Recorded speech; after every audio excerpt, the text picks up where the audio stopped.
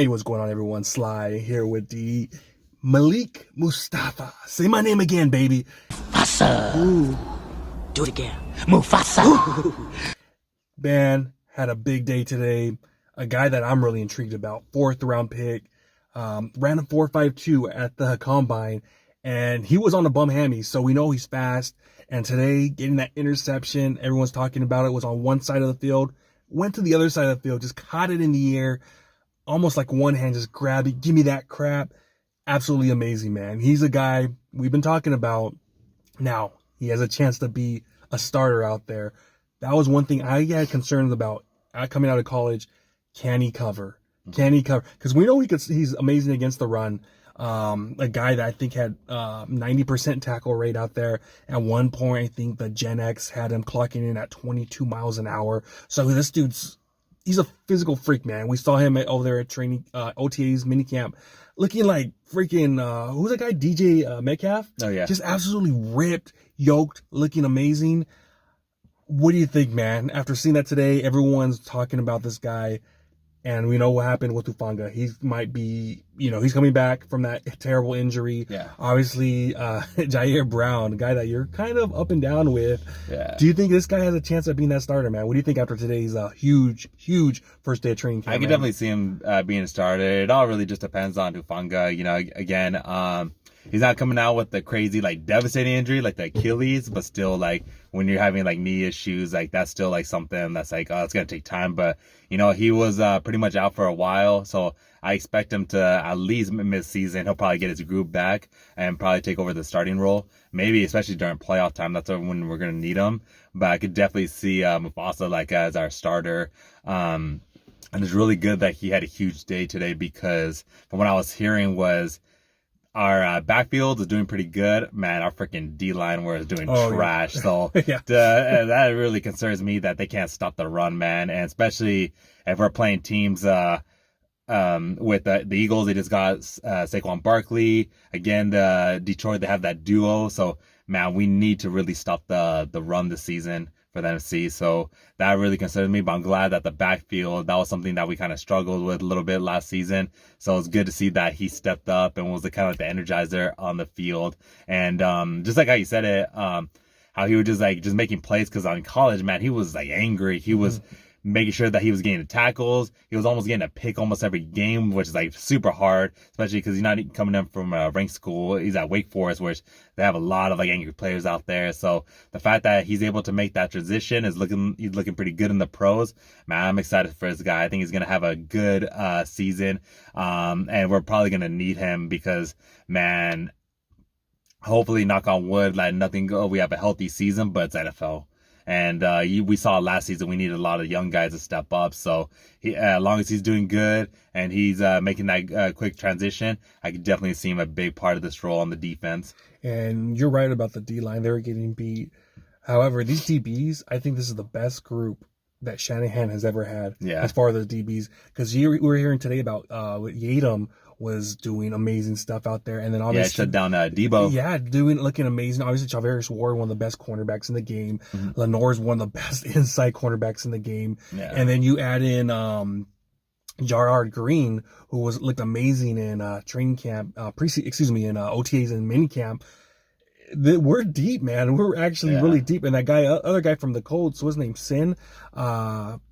Soon, whatever the heck his name is, he looking good too. So, I mean, a whole bunch of guys out there doing the thing. The only one I'll say right now is probably Ambry Thomas. That's the guy that's kind of dude, he was getting toasted again today, like usual. But overall, these DBs, man, looking good, man. And if you could have Malik Mustafa coming in there, and then maybe a healthy Hufanga with a Jair Brown, we're talking completely different DBs compared to the years we've had. We know where it was just horrible. Even remember midway last year, we're like, oh my gosh, that's just gonna kill us right there. This is the first time where it's this. We have depth right there. If our guys don't get hurt, knock on wood, this is gonna be a great DB class out there, and I'm loving it, man. I'm loving what we're hearing from this guy, man. Absolute monster, man. Again, I said the run didn't concern me because I knew this guy. Coming out of college, he reminded me, I was telling you, of Jacoski Tart. Remember Jacoski Tart out of Samford? He ran around the 4.5 speed, a thumper, absolute thumper. but could he cover? And today, first day of training camp, a rookie going against NFL pros and goes out there and just freaking dude gets an interception, and everybody's jaw dropped. We were hearing John Lynch was on the sideline like, oh shit, like this. He was like, just, oh my god, gushing, dude. We're talking about a Hall of Fame GM right there, one of the best safeties of all time. Looking at that, it's like, oh my gosh, that pumped me up right there. Hearing that, I know Purdy looked good, every other guys look good, but she stole the show. A rookie out there doing that. I get it. It was Dobbs. I get that part. I was gonna say.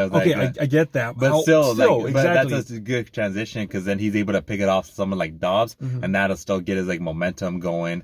And so if he could do it against Purdy, like I'll be like, oh dang, okay, this guy's really like keen to play. And he's coming. Purdy's pretty good at like protecting the ball and make sure like minor mistakes. So that's actually a very good sign because Dobbs is gonna be, he's a solid backup. I never believe the hype of like him being a regular starter in the NFL. He got an opportunity last year for the Cardinals and then the Vikings, but this year he's coming in as our backup. So if he's doing that against the backup, that's a good sign because that's getting him ready for the season. And so if he becomes one of our starter and he's going with the starting group, that's going to be like interesting to see how he does. I know, I'm excited because today, obviously, what he started, he was a second team.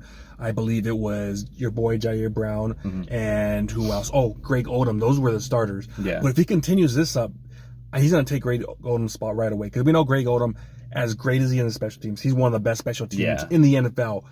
But he's not a starting safety, we've seen it before, those preseasons before where he was just getting worked, playing that strong safety role. Put in Malik Mustafa, man. I say right now, if he has another 2-3 good practices in a row, put him in as a starter until Hufanga comes back. See what he could do with the start. See what he could do with Brock Purdy, And if he's able to read Brock Purdy, do the same things, dude, he might be starting. He has a chance right now to be that starter. Obviously, we know what's going on with Purcell. He's hurt. And other guys out there, Garendo, he got hurt today.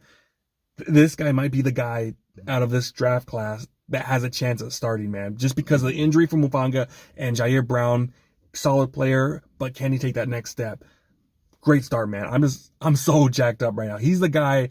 I'm telling you that when we drafted him, I'm like, oh, dude, there might be something here. We don't know. I just didn't know just because I didn't know if he could cover. But the fact he got interception day one, I'm like, okay, we haven't had one of those guys, those ball hawks. Remember the last ball hawk we had? Who it was? I got to say it's Deshaun Goldson back with Jim Harbaugh. Remember Deshaun Goldson? That was the last pure ball hawk. I think Hufanga, he's a great player. But is he a ball hawk? When he's deep, I think he's more inside the box. That's where he has his magic. But remember, Goldson was able to go back deep, pick that ball off. Let's go, baby. Yeah, no matter who it was. Exactly. Whoever, so take the ball. So if this guy could do that, man, this could be the first ball hawk we had in a while. And dude, I'll take that 100% all day, every day. So I'm jacked up about that stuff, man.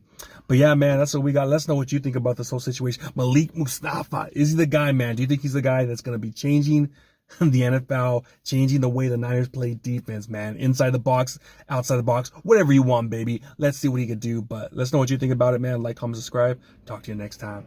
Peace.